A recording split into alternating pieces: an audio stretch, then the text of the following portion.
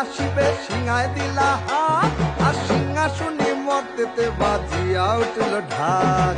বলদেশ্বরী আসিবে সিংহায় দিলা হাত, আর সিংহাসনে মর্তেতে বাজিয়া উঠল ঢাক। শিবের সনে কার্তিক গণেশ লক্ষ্মী সরস্বতী, শিবের সঙ্গে কার্তিক গণেশ লক্ষ্মী সরস্বতী। আশ্বিন মাসে বাপের বাড়ি আসেন ভগবতী। আশ্বিন মাসে